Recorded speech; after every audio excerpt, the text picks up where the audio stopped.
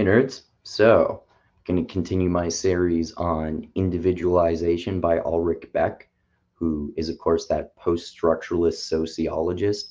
And remember, post-structuralism is not exactly the same as postmodernism, as opposed to what Jordan Peterson says. He never even uses the term post-structuralism because he's not even aware that the term post-structuralism exists. That's how ignorant he is about philosophy. But anyway, post-structuralists are different from so-called postmodernists like Foucault and Derrida. Foucault and Derrida endlessly disagreed with each other, contrary to what people like Jordan Peterson and James Lindsay say. And they Foucault and Derrida were more like post-structuralists, but they didn't label themselves as postmodernists or even post-structuralists. And when both asked about that separately, they had not heard of neither term. But they're called post-structuralists because they deconstructed institutions of modern Enlightenment institutions, which basically just means deconstructing rhetorically and intellectually, not trying to get rid of them, but just writing about them, and modern Enlightenment structures like religion, science, and government. So anyway, Ulrich Beck, of course, is a sociologist who uses this perspective, right? And he's talking about Kant's perspective on enlightenment. Oh, I forgot to mention, Individualization, the book itself, is about the institutionalization of individualism. So basically, basically individualism, this classic Enlightenment idea of individualism, the like free individual, perhaps created by God, but maybe a more secular version of that, especially if we're talking about the Enlightenment. And so we're going to talk about Ulrich Beck's opinion about Kant's opinion on that. And Kant, of course, met, and almost everyone who knows anything about philosophy has heard of him. He's famous 18th century Enlightenment philosopher who influenced like endless philosophers, maybe even most of them, or at least most analytic philosophers and many continental philosophers too. Since then, as you know, since I talk about continental philosophers all the time, they comment on Kant. And anyway, he's even with philosophers who don't like him, they take his ideas seriously and they have serious, good criticisms of them. So, anyway, with all that in mind, let's get into the paragraph here in which Ulrich Beck is analyzing and criticizing Kant's opinion on the Enlightenment. Okay, a new guilt. It is not hard to see the logic behind these trends. Responsibility, like health, is a primary value, a lodestar on the horizon of modernity based on the philosophy of the Enlightenment. So basically, he's not quite saying this, but he's kind of basically comparing the Enlightenment to responsibility being a primary value, and obviously, if he's talking about not necessarily the Enlightenment, but just personal enlightenment, it's not necessarily responsibility. I mean, it depends on in what sense you're talking about it. If you're talking about it in the philosophical Enlightenment sense, isn't that kind of more like reason, perhaps? Responsibility is kind of a strange definition of enlightenment. You could become more responsible, but that's not what it's about, because you can become more responsible, but being more like inner and emotionally stressed out all the time, which doesn't mean that you're enlightened, but that's more of like a spiritual or even borderline religious conceptualization of enlightenment. But either way, even in terms of the way that Kant most likely looked at enlightenment as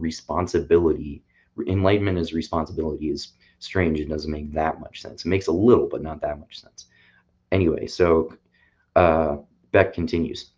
Responsibility is presented as meaning greater autonomy, so greater freedom. Greater responsibility equals greater freedom. That makes sense. Much as Kant once defined enlightenment as the emergence from self-inflicted immaturity. So enlightenment is responsibility and maturity.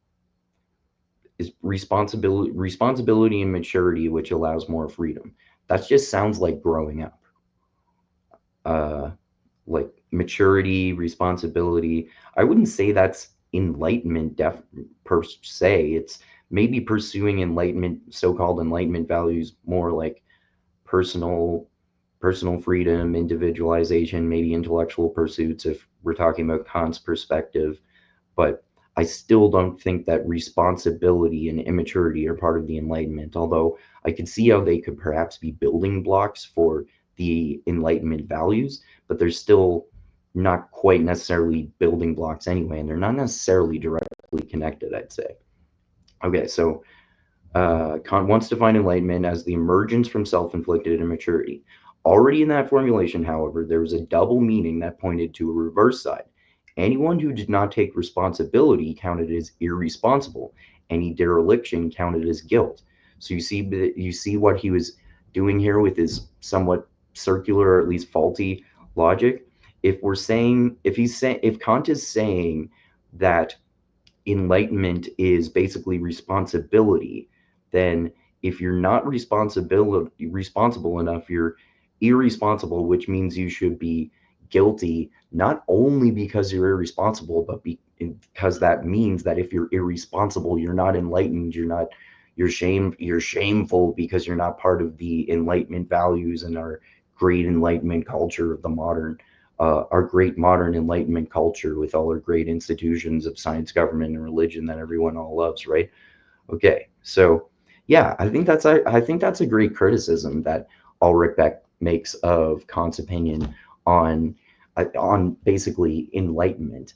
That it doesn't make sense to you can have criticize this from all sorts of other perspectives, and I can anticipate many ways that you could justify this more, and countless philosophers have done so, and countless philosophers have also criticized this from different perspectives, of course, and flipped different ideas on their heads as philosophers and given them different interpretations in order to antagonize them, as philosophers always do, because they're like petty and pedantic. Anyway, so yeah, but yeah, I think it's a really good criticism of Ulrich Beck's that if you basically define enlightenment as responsibility, and you expect the whole culture to follow these enlightenment values, and you should be shamed if you don't respect the noble divine notion of the individual in our modern Western society, that means you're irresponsible and you should feel guilt. So that just means that Kant expects people to feel guilty about not being responsible enough.